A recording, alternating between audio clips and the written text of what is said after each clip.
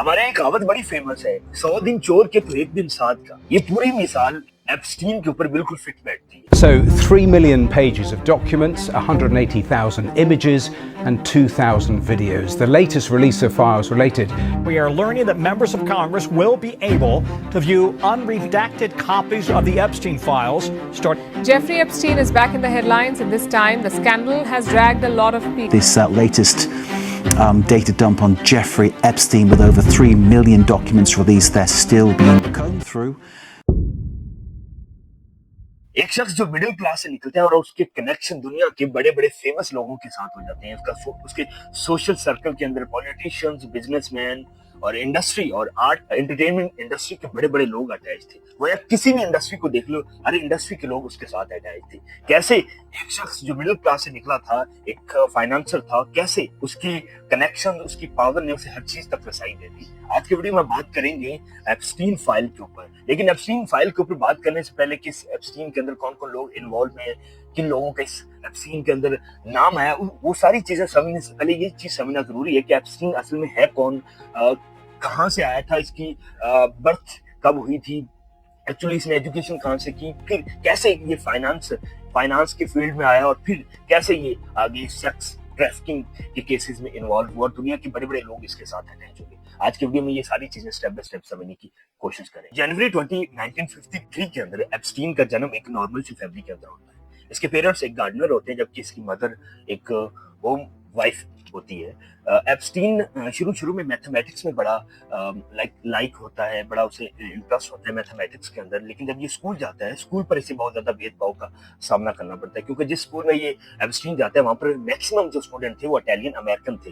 लेकिन ये खुद एक जूइश फैमिली से ताल्लुक रखता था, तो इसलिए इसे बहुत ज्यादा भेदभाव का सामना करना पड़ता था। लेकिन फिर भी एक अच्छा स्टूडेंट होने की वजह से इसने 2 क्लासेस स्किप की और 1969 के अंदर अपनी स्कूलिंग कंप्लीट की और फिर कॉपर यूनियन कॉलेज में अपनी फर्दर एजुकेशन हासिल की। फिर न्यूयॉर्क यूनिवर्सिटी के अंदर मैथमेटिक्स के अंदर एजुकेशन हासिल की, गोया इसने अपनी डिग्री कंप्लीट नहीं की थी। उसके बाद 1974 के अंदर एप्स्टीन एक स्कूल के अंदर टीचिंग स्टार्ट करते हैं। अब टीचिंग चुपके इन्होंने स्टार्ट कर ली थी, लेकिन इनके पास डिग्री नहीं, तो डिग्री ना होने की वजह से फिर भी ये एक स्कूल के अंदर पढ़ा रहे थे। ये आम स्कूल नहीं था, बल्कि ये न्यूयॉर्क के अंदर एक फेमस डाल्टन स्कूल था, जिसके अंदर बड़े फेमस और अमीर लोगों के बच्चे पढ़ते थे। अब एक दफा क्या होता है कि एक स्टूडेंट ने अपने इस टीचर एप्स्टीन को कहा कि सर आप दिखने में बड़े चार्मिंग और बड़े कॉन्फिडेंट लगते हैं, तो लेकिन फिर एक न्यूज रिपोर्ट में ये कहा कि एप्स्टीन एक ऐसा टीचर था कि स्कूल के अंदर जब सारे लोग ड्रिंकिंग पार्टी के लिए जा रहे होते थे, तो ये एक वाइल्ड टीचर था जो सिर्फ अपने स्टूडेंट के साथ ड्रिंकिंग करता था और अपने स्टूडेंट के साथ एंजॉय करता था। ईयर 1976 के अंदर पेरेंट्स के साथ मीटिंग जब करते हुए पेरेंट्स ने ये कहा कि सर आप दिखने में बड़े कूल और स्मार्ट हैं, तो एप्स्टीन उनसे इंप्रेस हो गया। जब पेरेंट्स ने अपना इंट्रोडक्शन करवाया तो पेरेंट्स ने ये कहा कि मैं एक इन्वेस्टमेंट कंपनी है बियर स्टर्न के नाम से, उसके अंदर एज हेड वर्किंग कर रहा हूँ। तो उसके बाद जब 1976 यानी उसी सेम ईयर के अंदर एप्स्टीन को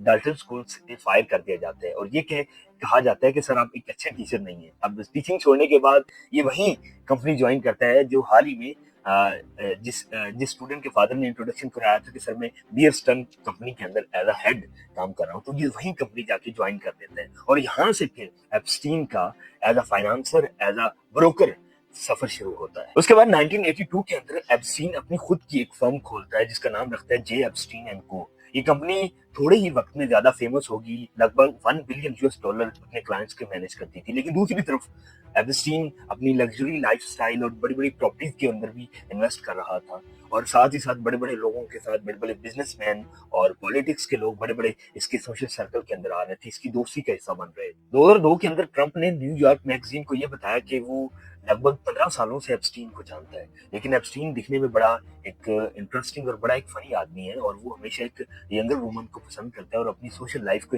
हमेशा एंजॉय करता है।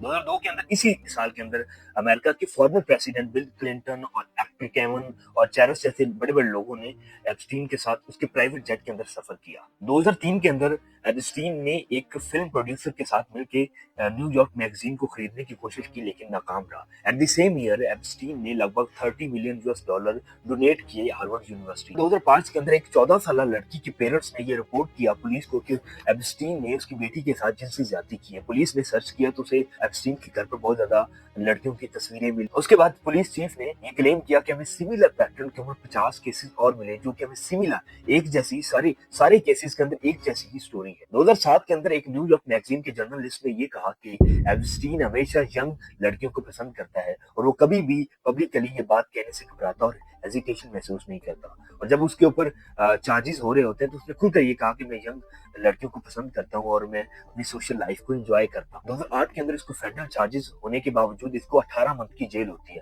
अभी इस 18 मंथ की जेल के अंदर इसको दिन के 12 घंटे सिर्फ काम करने के लिए छोड़ दिया जाता था कि आप अपना जाके बिजनेस अपना कारोबार संभाल सकते हैं और अपना काम कर सकते हैं और रात को सिर्फ आप जेल में आ सकते हैं। उसके बावजूद 13 महीने के बाद प्रोबेशन की बेस पे इसको 13 महीने के बाद रिलीज कर दिया जाता है और एक सेक्स ऑफेंडर और एक सेक्स क्रिमिनल के तौर पर इसको रजिस्टर्ड कर लिया जाता है। दिसंबर 2010 के अंदर एंड्रयू माउंटबेटन जो कि थर्ड चाइल्ड है एलिजाबेथ II के, जिसे प्रिंस एंड्रयू भी कहा जाता है, इसे 2010 के अंदर सेंट्रल पार्क न्यूयॉर्क के अंदर एप्स्टीन के साथ देखा जाता है। अब इसके बाद एक पब्लिकली क्रिटिसिज्म शुरू हो जाता है। 2019 के अंदर एंड्रयू माउंटबेटन ने बीबीसी को एक इंटरव्यू दिया जिसमें इन्होंने कहा कि वो 2010 के अंदर न्यूयॉर्क इसलिए गए थे ताकि वो एप्स्टीन से अपनी दोस्ती खत्म कर सके। लेकिन उसके बाद एक वुमन जिसका नाम वर्जीनिया रॉबर्ट है, बाद में वर्जीनिया गेफरी जिसे कहा गया, उसने ये क्लेम किया कि लगभग 2000 के अंदर जब मैं 17 साल की थी तो एप्स्टीन और एंड्रयू माउंटबेटन ने मेरे साथ जिनसी ज्यादती की।